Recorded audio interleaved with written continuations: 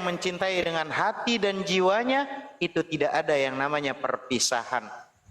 Hati dan jiwa itu tidak mengenal perpisahan fisik, kawan.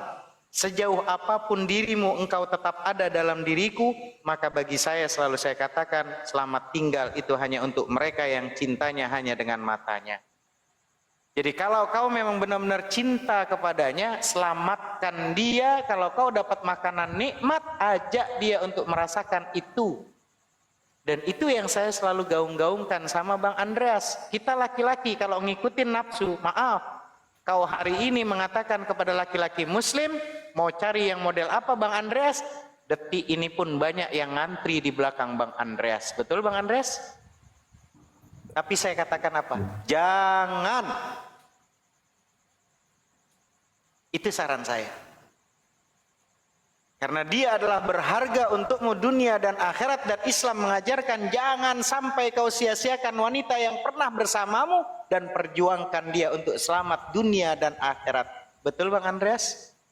Betul Pak Ustadz. Itu saja sih dari saya. Lanjut guru-guru, teman-teman yang lain. Makanya saya ini ingin sekali memperkenalkan pasangan saya ini Tuhan yang betul, biar nanti dia ini bisa menyembah dengan Tuhan yang betul. Kita punya anak juga, keturunan juga menyembah Tuhan yang betul, sampai suatu ketika nanti kita berpulang juga kita kembali bersama, bertemu kembali di akhirat nanti sebagai keluarga yang utuh tak terpisahkan. Itu sebenarnya tujuan saya mengenal Islam, untuk memberitakan Islam ke pasangan saya.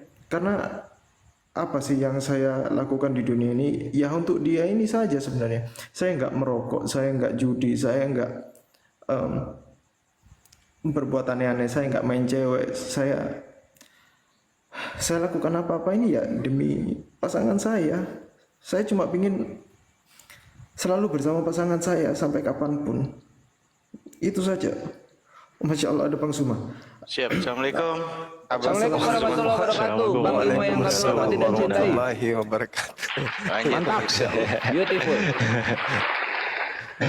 Aku masuk dikit ya. Aku masuk dikit. Miu, dengerin Miu. Miu dengerin. Lihat betapa cintanya itu Gusion. Gusion ini jungler dia kepada Miu gitu. Dan yang menarik, Tuhan yang Maha Benar menjanjikan kepada seluruh insan manusia bahwa hubungan kalian itu enggak dipisahkan oleh maut, tapi berlanjut sampai surga. Masa nggak mau yang kayak gitu, Miu? Itu sudah. Silakan Gurunda. Iya. Maaf tadi Dinda Natalia, Masya Allah, beliau nelpon terus. Bilang sudah ada pakarnya di atas, ada guru-guru kita. Enggak Bang, ke atas juga karena dicariin katanya. Udahlah, gabung di sini ya. Mohon maaf kalau misalnya saya mengganggu suasana. Nah ini saya tidak mengikuti perkembangannya. Sudah sampai di mana? Oh, ini Gurunda, ini. Jadi alasan yang paling membuat susah untuk hijrahnya kepada Islamnya itu keluarga, gitu. Lanjut. Ah, Masya Allah. Oke, baik. Tapi udah yakin bahwa Rasulullah itu adalah Nabi? Belum? Nabi Muhammad SAW maksudnya. Silakan Miu. Gimana pertanyaannya Bang Suma? Udah yakin atau sudah ada sedikit iman kepercayaan kepada baginda Rasulullah Muhammad SAW? Atau memang belum sama sekali, lantas kemudian keluarga yang dijadikan sebagai alasan utama?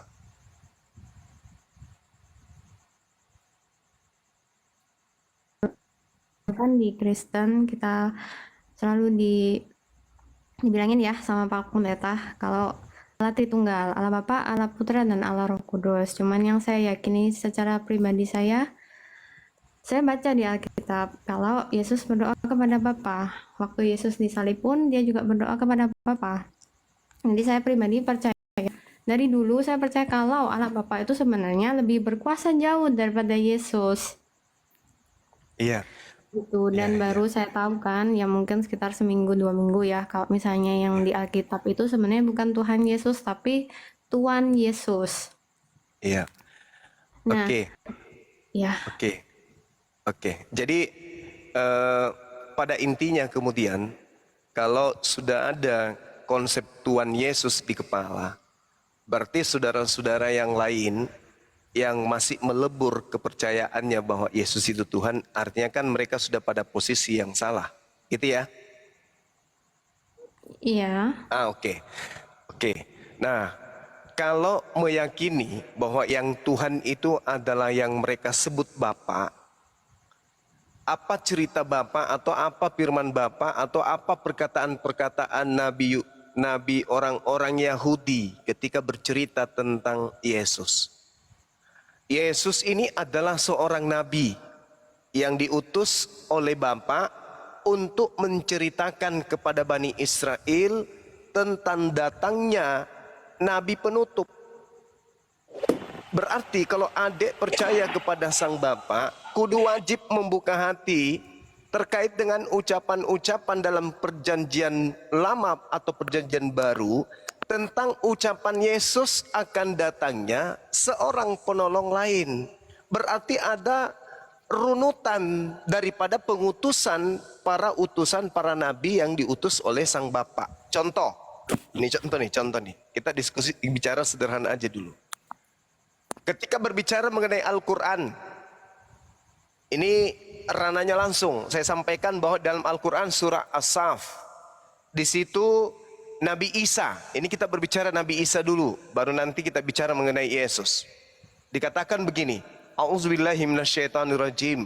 Wa iskal Isa banu Maryam, ya Bani Israel, inni Rasulullahi ilaikum, musaddiqan lima baina yadai minat Taurah, wa mubasyiran bi rasuli ya'ti min ba'di ismuhu Ahmad.